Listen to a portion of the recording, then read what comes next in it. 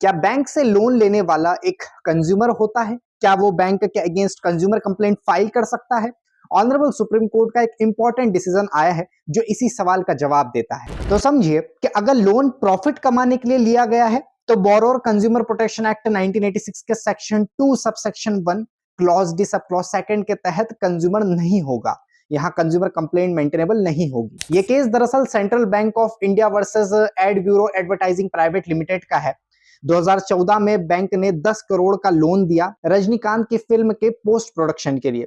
Loan irregular हो गया, बात डेब्ट रिकवरी ट्रिब्यूनल डीआरटी तक पहुंची और फिर वन टाइम सेटलमेंट 3.56 करोड़ में किया गया। एड ब्यूरो वालों का कहना था कि सेटलमेंट के बावजूद भी बैंक ने उन्हें सिविल में डिफॉल्टर रिपोर्ट कर दिया, जिससे उनका बिजनेस लॉस हुआ है एंड इसी वजह से एनसीडीआरसी में कंप्लेंट फाइल की। तो यहाँ ऑनरेबल सुप्रीम कोर्ट ने हेल्ड किया कि ये एक बिजनेस टू बिजनेस ट्रांजैक्शन था जो प्रॉफिट कमाने के लिए किया गया एंड इसीलिए बोरोवर यहाँ कंज्यूमर नहीं है।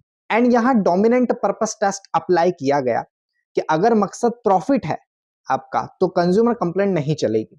ऑनरेबल कोर्ट ने यहाँ कुछ केसेस के रेफरेंस दिए, श्रीकांत मंत्री वर्सेस पीएनबी 2022 का केस, जहां स्टॉक ब्रोकर जो ओवरड्राफ्ट फैसिलिटी लेता है वो कंज्यूमर में नहीं आएगा, ऐसा इसमें हेल्ड किया था।